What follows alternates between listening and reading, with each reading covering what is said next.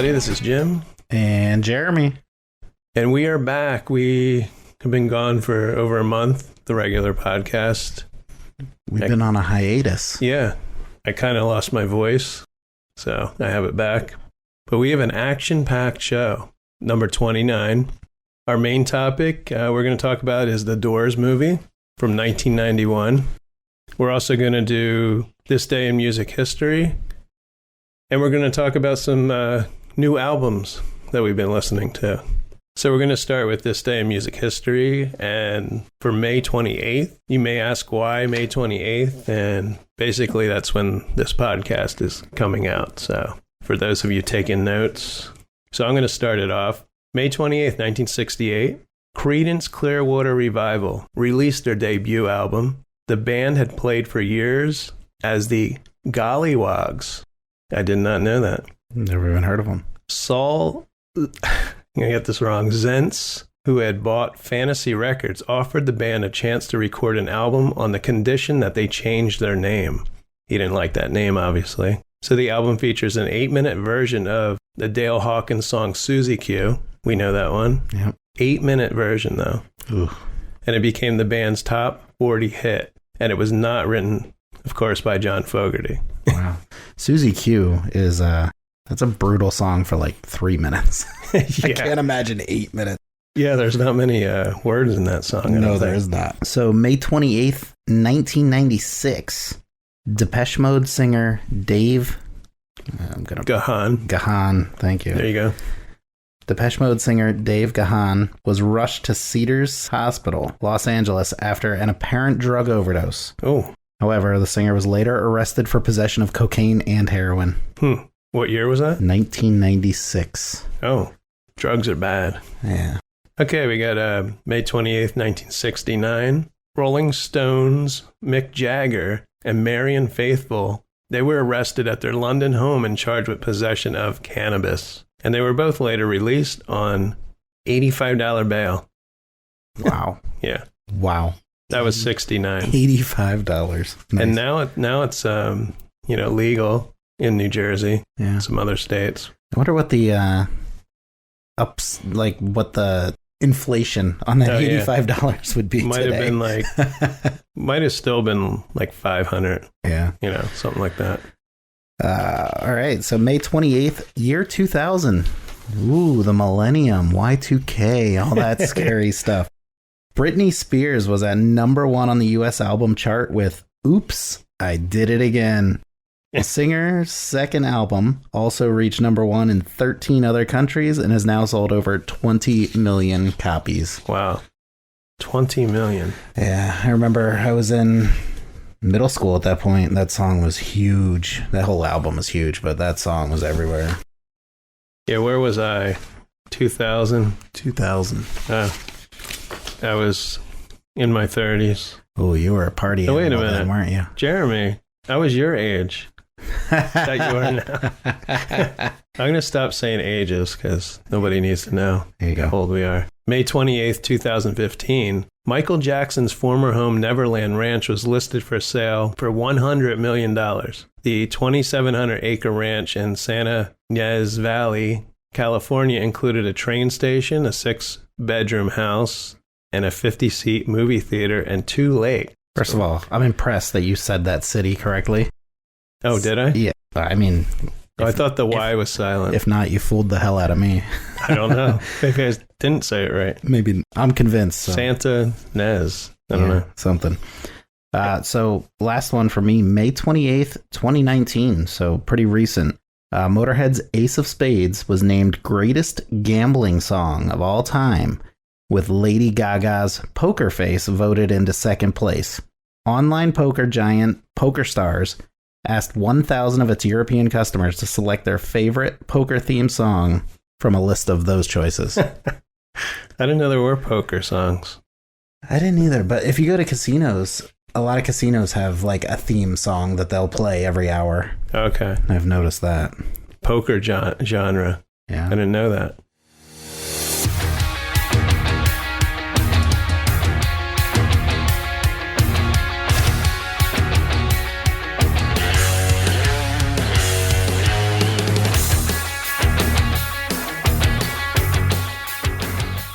We're going to talk about some new albums since, we haven't done the podcast in over like a month and a half. I've been listening to a lot of new albums and albums I think people should listen to that I like. So one band, the first band, they've been getting a lot of, I was going to say airplay, but that's not true anymore, radio. They've been getting a lot of, let's say, buzz, Instagram, Facebook probably. And it's a band called Wet Leg. Have you heard of them, Jeremy? No, can't say I have. So they're a British indie rock band from the Isle of Wight, I think that is. So, Wight, in England. At first I was thinking the band, won't last past their second album, because mainly the lyrics sound like they came up with them on the spot. Basic melody. I like the band because they're simple songs and they're actually kind of quirky. So I like quirky. Quirky is good. So here's 2 songs you got to check out. And the album is self-titled, so it's Wet Leg. First song is Chase Lounge. And they take a line out of the movie Mean Girls. There's a scene with Lindsay Lohan in the lunchroom, and this guy comes up to her, this kid, and he's doing a survey. And he asked her if her muffin is buttered. And he asked if she would like to assign someone to butter her muffin. So that's in the song. And then there's a song called Wet Dream. Oh. And the lyrics are as dirty as you think. Okay. There's like 4 people in the band, but it's mainly two girls. One girl mainly singing, the other girl kind of helping her out a little bit. And they're pretty young. They're probably in their 20s. So check that out, Wet Leg.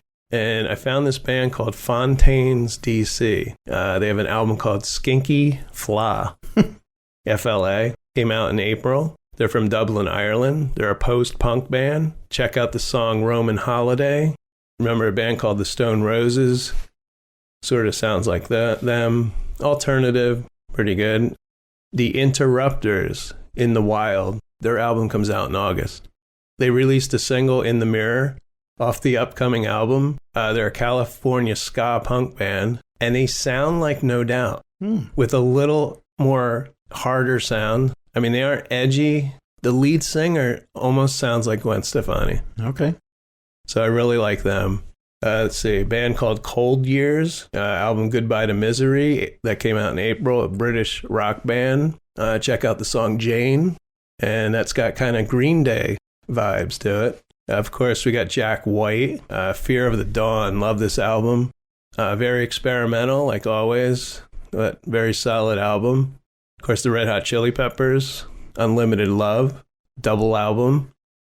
And there's a fly. I'm going to hear the fly in there. If you hear a fly, there's a fly in there. That was great. Ann Wilson from Heart. She has that's right. You told me really about good. that. Yeah, really good solo album called Fierce Blues. Came out in April. Check out the song Greed.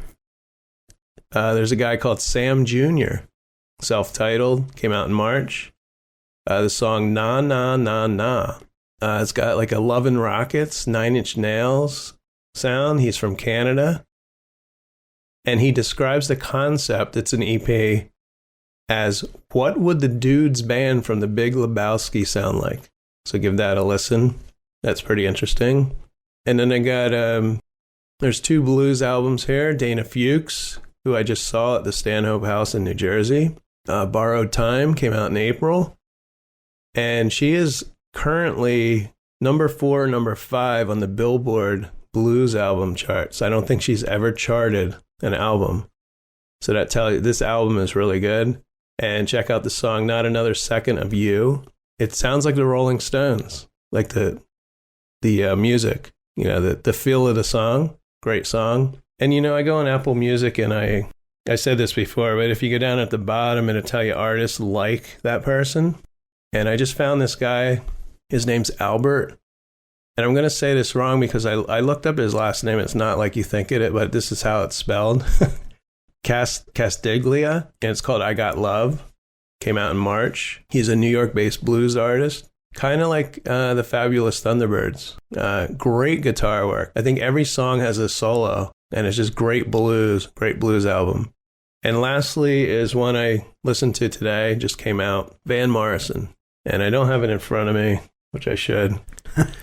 He has a new album out, and the album is like an hour and 10 minutes. It's great. It's classic Van Morrison, horns, organ, piano, but the songs are a little too long. The first song is 7 minutes long, and there's another song on the album which he just repeats. I wanted to count it probably 100 times the same thing. So that's the only downfall. But great sound. Always liked Van Morrison. Are there any albums you...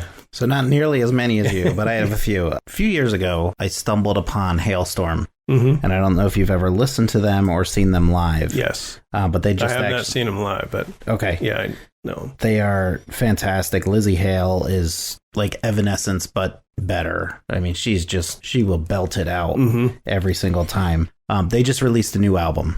And, being a fan, I'm probably a little biased, but I loved it. It was hard. It was energetic. And there was a song on their Bombshell that I really loved that, if I had to recommend a song, I would go straight to that one.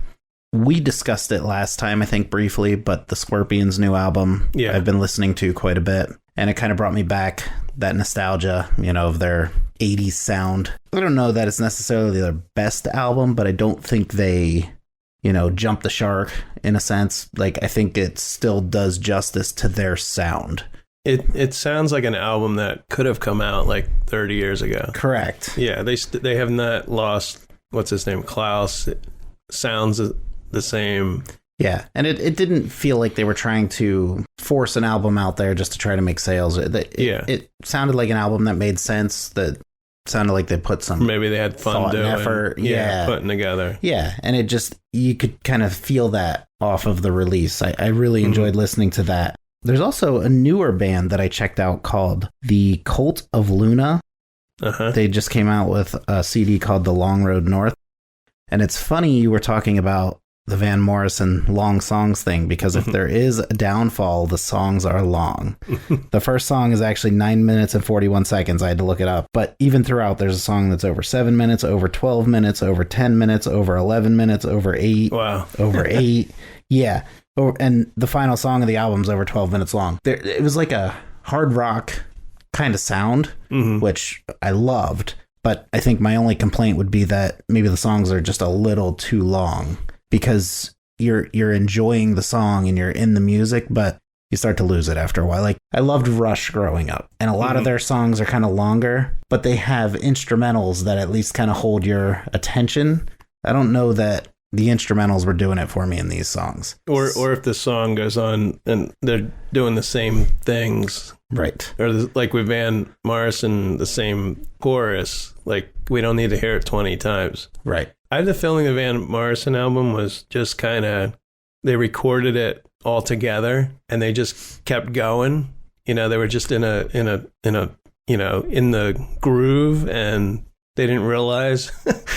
There we go. I don't know. So I like the album. Maybe the song's a little too long.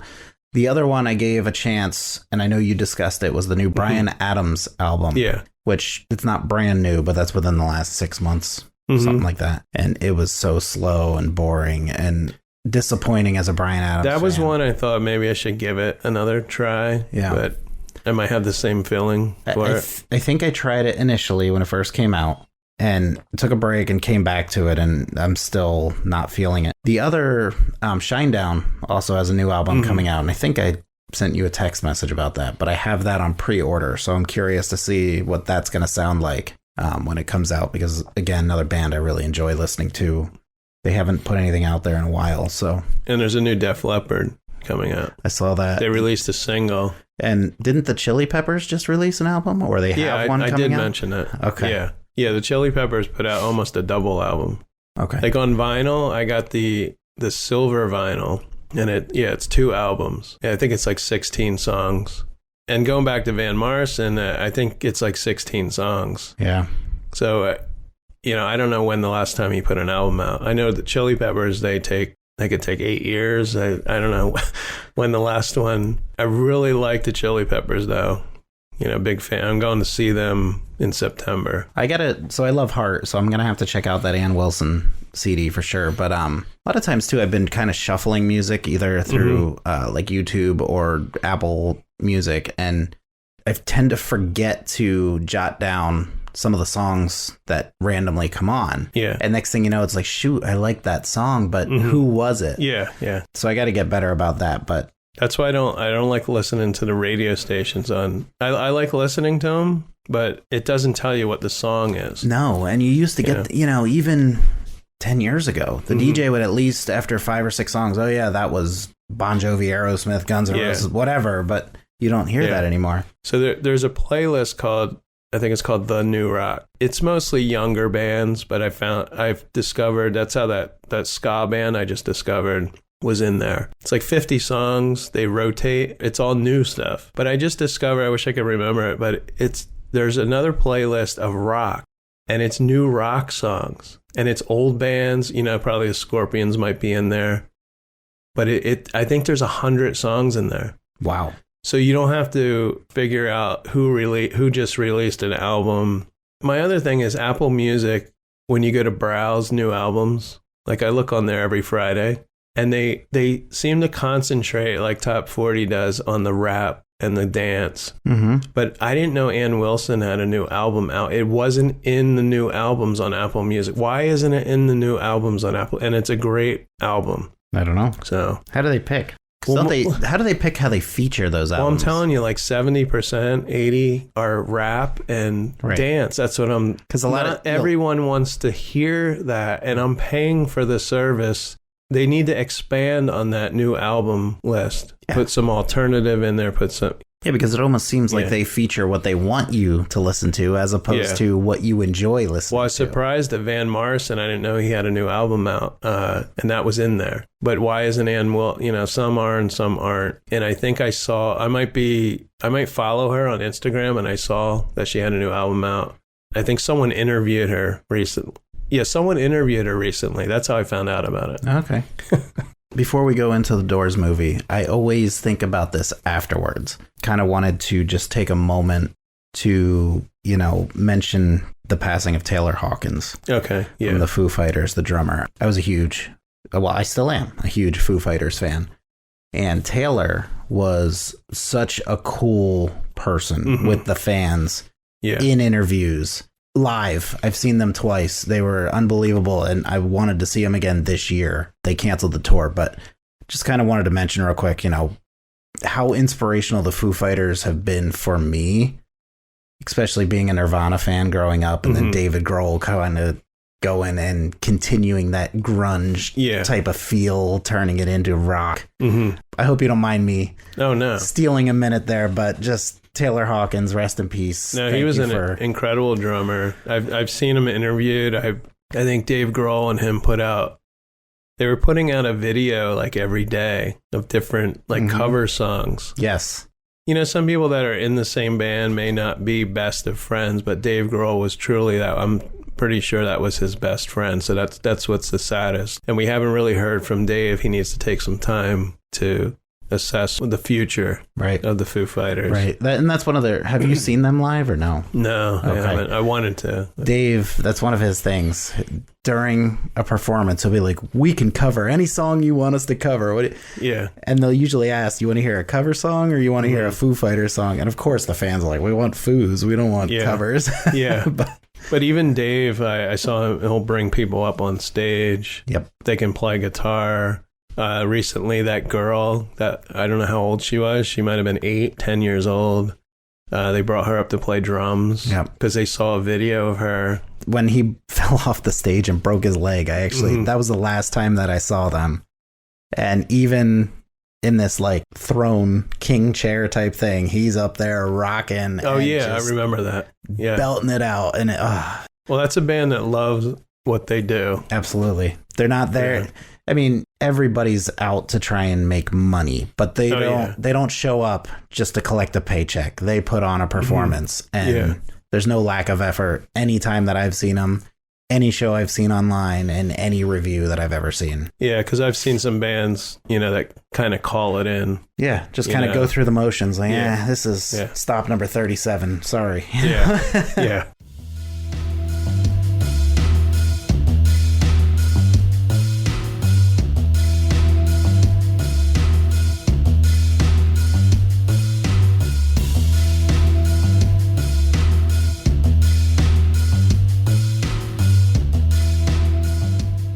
So we're going to get into the Doors movie from 1991.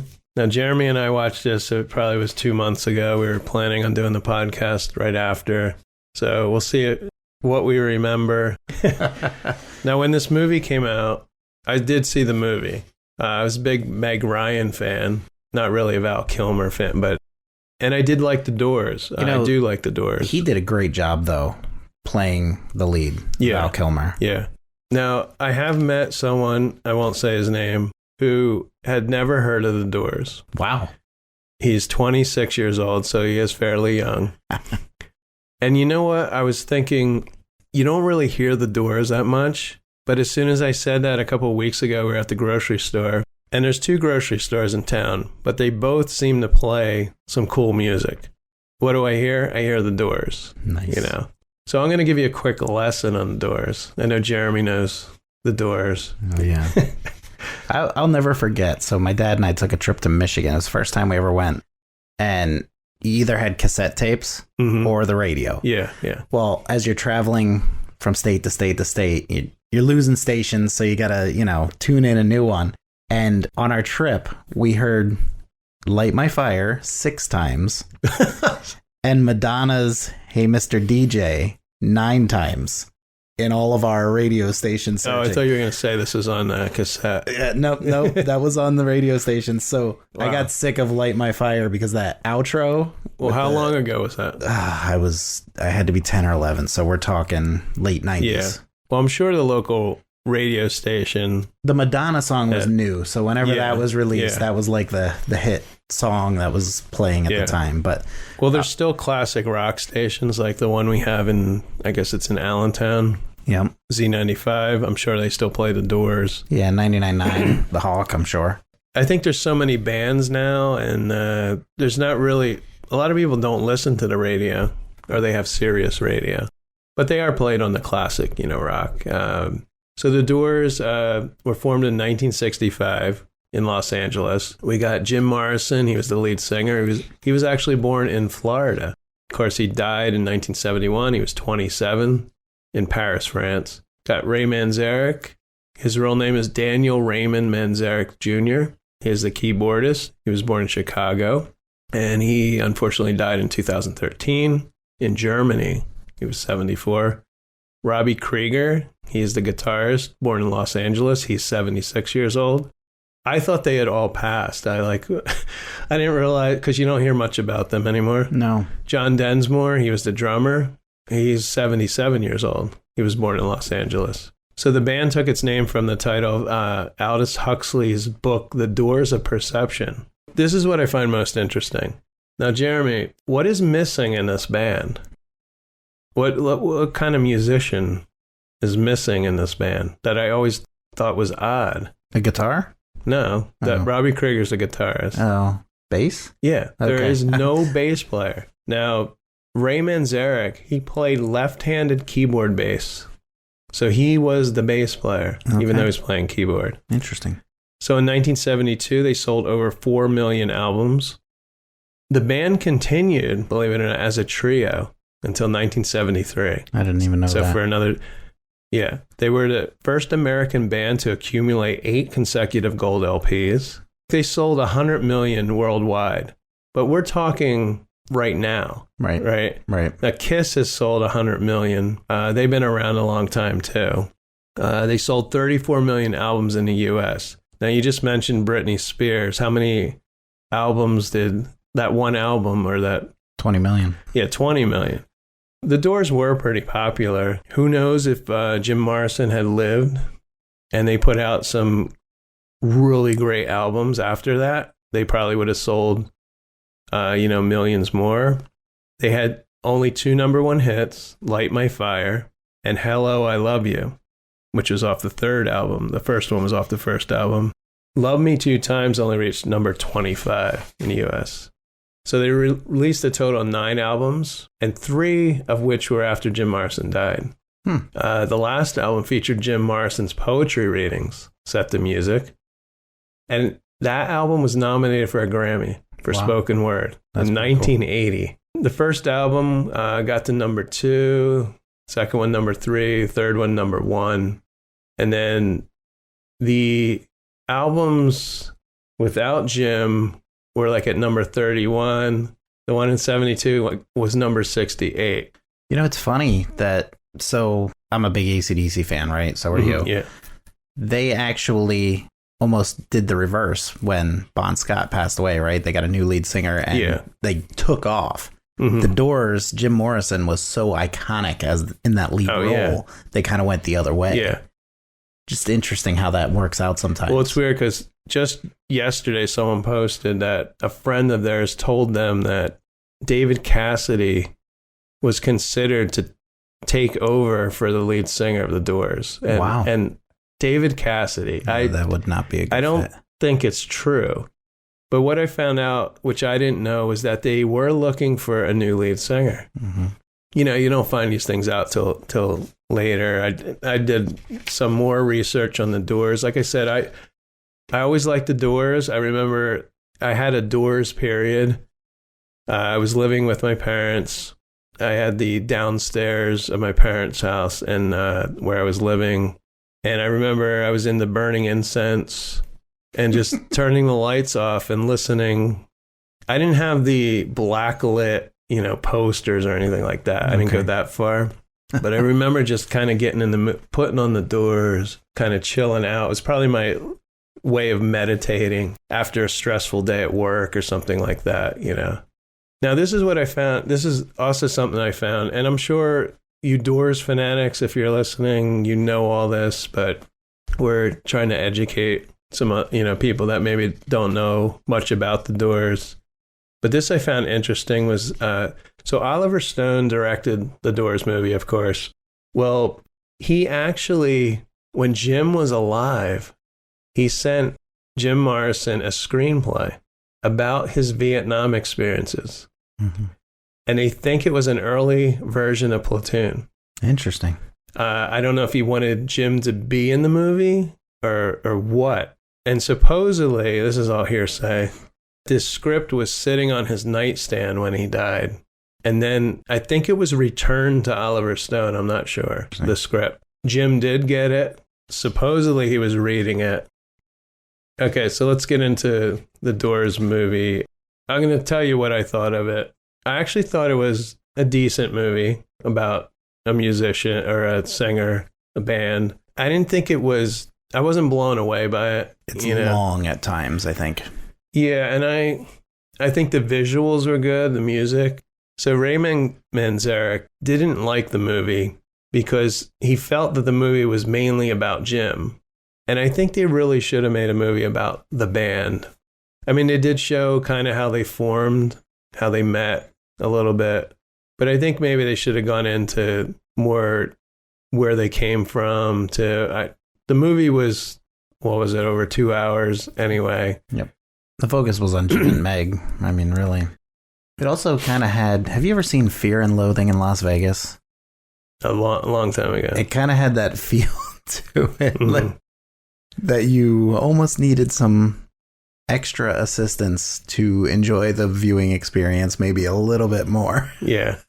Or you needed to be smoking something maybe. I don't know. Yep, exactly. So this is from an interview with Ray Manzarek. And Ray he says, "Oh God, I hated that movie." The person interviewing him is a guy named Mark Allen. This is from 1998 interview. Mark Allen says, yeah, that was one of the things. I mean, one of the things that bothered me about the movie was it didn't have anything to do with the band. And Ray Manzarek says, no, it didn't, not at all. He says, I've always thought that what you did was one of the, I mean, I don't care how simple you say it was, it, to me, was one of the more amazing things that rock and roll ever did. So I wish there had at least been a bit of paying attention to the band and what the band did. And Ray says, well, again, there's that charisma, that gosh darn charisma of Jim Morrison that was just absolutely overpowered. Oliver Stone, I mean, let's face it, Oliver Stone fell in love with Jim. It was definitely a sexual relationship going on. Fortunately, Jim wasn't around. So Oliver couldn't make a fool of himself trying to actually have intercourse with Jim Morrison. These are actual words from Ray Manzarek. You know, something of that nature. I mean, Oliver Stone was in love with Jim Morrison So Ray obviously did not like the movie or Oliver Stone. The movie starts with Jim talking to the audience members, and it's from a poem called The Movie. This was on the An American Prayer album, which was the Last Doors album. And then we see Jim in the recording studio drinking and recording spoken word. And he asks, hey, how come the Doors aren't in this? And that basically, I think, sums up the movie. Yeah. You know, a movie about Jim. And then we see Jim as a kid in a car accident. There's a car accident with a, I don't know, Indian chief. Oh, yeah. Now, his parents didn't want to be involved in the movie, and they only wanted to be in like a flashback scene. Right. So that's why that occurs. You see Jim in the car with his parents. I'm not sure if that's the only time they mention his parents. I don't think he mentioned his parents. Now, when I saw it in 1991, I don't remember too much of it. And the whole movie is like drugs, booze, leather pants, sex, flowers, maybe. Anger. Yeah. And basically, Jim meets his future girlfriend by stalking her. And her name is Pam Corson. She's walking her dog from the beach to her house.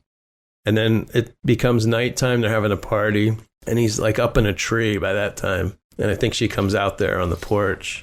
I'm not going to tell you the whole story. I mean, there are some scenes of them practicing some songs, like Break On Through. They do show the band. They do show them going through. They do show live performances. I don't know. What did you think of the movie, Jeremy? I mean, I liked it, but I thought it was drawn out at points. Mm-hmm. I did think the focus was on Jim more so than the overall band. You know, much like you mentioned earlier, I kind of would have liked to see them build the chemistry of the band. How did they get together? How did they, what was their background, I guess? Mm-hmm. Because you just you see Jim stalking, Meg Ryan in the movie. Mm-hmm. And then all of a sudden they're just together in a studio kind of playing songs. And I thought Val Kilmer did a great job portraying Jim Morrison. I thought at points he even kind of sounded like him, in his renditions of the songs. But overall, I just thought it was very long. I'm kind of surprised that they recorded as many albums as they did and that they stayed together as long. Because I got the feeling, and this is from the movie, but you almost felt something disjointed between here's Jim and here's the band. It didn't seem like a cohesive, that they were all in it together. Right. That's how I felt. I think if Jim lived, eventually the band would have, of course, broken up. Yep. Who knows what Jim would have gone on to do. He could have down the road, got back into, maybe would get clean and then eventually die anyway. Who knows? Yeah. I don't mean this to sound negative on Sting, but it almost felt like the Police situation, except obviously earlier with the Doors. Mm-hmm. Like that just constant battle of trying to get along and just trying to get through. Well, there was so much chaos in the band with Jim's drinking. And I mean, I'm sure the other guys did drugs too. But if he lived, would he just gotten worse? And I can't believe they were, like I said, I can't believe they were even together that long to record. I think they recorded 6 albums or something like that. Right. On the reverse side of that, it's kind of hard to believe that they were able to record that many albums in such a short period of time. Oh, yeah. I mean, before I kind of knew as much as I did about the Doors, I would have thought they were together for 15 years. Yeah. Just based on the music that I knew, the albums that I knew. Because it's not like they're a one-hit wonder. You can easily pick up 15 to 20 Doors songs that you probably don't even realize you know. Mm-hmm. So... Well, they made it seem easy writing songs. Yep. I mean, in the movie, when they start practicing Break On Through, Jim says, you write one. And Robbie Krieger pulls out a crinkled piece of paper and he starts playing Light My Fire. Mm-hmm. And if we know anything from watching, I don't know if you saw the Beatles Get Back. It was like 6 hours. Yeah, that was... We all know it takes at least 3 days to get a song completed to perfection. This is true. Yeah. 3 days and you've got a hit on your hands. But absolutely. overall, I think the movie was pretty good. I probably wouldn't watch it again.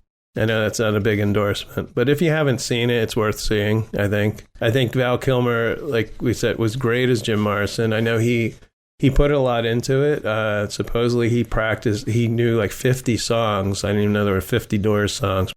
We got Kyle MacLachlan. He was Ray Manzarek. I thought he was pretty good. And Meg Ryan was, decent as his girlfriend. Like I said before, I think they should have gone more into maybe Jim's childhood, life before the door. I mean, I don't know how much you could put in there. It's worth watching, and I think it kind of opened, this was released in like 1990, 91. 91, like that. Yeah. So, more recently, we've seen the Queen movie, we've seen Def Leppard, we've seen Elton John. And I'm not saying these are blockbusters, but like the Queen movie, I thought they did a great job of kind of depicting the entire band and getting that story out there. To me, putting myself back in 1991 watching this movie, it was kind of the start of a good idea because it's very difficult to film music. Oh, yeah. Especially when you have a lead singer that's dead. So you're going... I've been told it's hard to talk about music. Yeah. Because you need to listen. It can be. But you have a lead singer that was viewed as a god by many people, when he was alive. And a guy that was also kind of private, it seemed, in the film. So you're going by a lot of what did the band members say? What did the producers say? What did friends say? I don't want to say hearsay completely, but there's definitely some hearsay involved when you're filming a movie like this about someone who died and didn't get their story out there. Yeah, I don't know where he got a lot of the information from. Oliver Stone did embellish a little bit on some of the scenes. It's been disputed. There's several acts of violence that are portrayed in the film. One is Thanksgiving. There's a violent argument with his girlfriend at a Thanksgiving celebration. They both threaten each other with a knife. So that supposedly didn't happen. And then they kiss and make up right in front of everybody. Yeah. Oliver Stone actually admitted, I guess this was on a DVD version of his commentary, that the Thanksgiving scene never really happened. That scene was pretty extreme. Yeah. So what are we to believe? Yeah. Now, this film, again, it came out in 91, March 1st. It didn't make that much money. It made $34 million, which sounds like a lot. It cost $32 million to make. So they made $2 million. $2 million. And they probably, obviously lost money. So this film was like 10 years in the making. It went through development hell after being considered by many studios and directors. And several actors, including Tom Cruise, Johnny Depp, John Travolta, and Richard Gere, were each considered for the role of Jim Morrison when the project was still in development in the 1980s. Wow. Johnny Depp, I think, would have done an okay job of the names you just rattled off. Also Bono, U2, and Michael Hutchins. Michael Hutchins might have been a good one. Yeah. Expressed interest in the film. And when Oliver Stone began talking about the project, it says 1988, he had Val Kilmer in mind to play Morrison after seeing him in the Ron Howard fantasy film Willow. I don't know that film. Yeah, I don't know that either.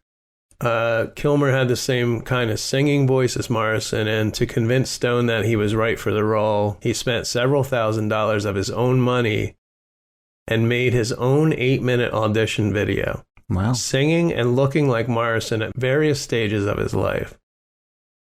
He lost weight, spent 6 months rehearsing Doors songs. Like I said before, he learned 50 songs, and 15 of which are actually performed in the film. That's pretty cool. Now, Oliver Stone auditioned approximately 60 actresses for the role of Pamela Corson. And it was filmed over 13 weeks, which actually doesn't sound like a long time to me. Not for a film. No. They filmed in France, New York City, California, Mojave Desert. It's just over 3 months. Yeah. He originally hired Paula Abdul to choreograph the film's concert scenes. She dropped out of the project because she did not understand Morrison's onstage actions and was not familiar with the time period. I guess opposites I think she's attract. as old as me. I don't know what's going on there. Like I said, overall, this film was good. this is the last thing I'm going to say, is there was a controversy. And this is sort of like Jim Carrey when he was the movie Man on the Moon. Mm-hmm. Makes me think of when he was playing Andy Kaufman. Mm-hmm. These actors get in the character. They don't want to get out of the character. They want to immerse themselves in the person they're portraying. Supposedly there's a rumor that there was a memo circulating among the cast and crew members listing rules of how the actor was to be treated for the duration of the principal photography. And it forbid people to approach him on the set without good reason, address him by his own name while he was in character. So I think that means address him by Jim. Right. Or stare at him on the set. Oliver Stone claims that it was a huge misunderstanding. It was just those leather pants, man. Yeah. So I'd say if you haven't seen it, if you like music, I'd say it's a decent movie. It's not one of the best. It's not like The Wall. You won't be that caught off guard when you watch it. Yeah. I think it's also a movie that's been a little bit forgotten. I didn't even know that it had existed until you asked me to watch it. Yeah, I don't think it won any awards. So I guess that does it for our show. And I hope you had a good time listening to us. This was an enjoyable topic, something different. Yeah, a little casual. Yeah. We are drinking Kalamazoo Stout. I don't know if Jeremy's tried this before. This is one of my favorites. Hey, this is a first, but it's from Bell's. I went to school in Michigan. Yeah. I'm very familiar with the brewery, so. Yeah, it's from Bell's. I got this in a store in New Jersey, so you can find this. Kalamazoo Stout. It's one of the better ones. There are a ton of good breweries out of Michigan. Bell's is one of them. ABC is one of them. And then there's a Dark Horse Brewery is another good one. Just 3 of my favorites, but they got a ton of stuff out there. It's tasty. This is a good one. Okay, so thanks for listening, and you'll hear us again soon. Ta-ta for now. Intro and exit music by the band 99%. Today's show was produced and edited by Jim Thatcher. Jim and Mike Talk Music is recorded at Did You Say 7 Studios in Washington, New Jersey. You can find Jim and Mike Talk Music on Apple Music, Spotify, Podbean, or wherever you listen to podcasts. The song's Energy by Scott Holmes Music and We've Been Here Before by Ross Cole, used with royalty-free permission.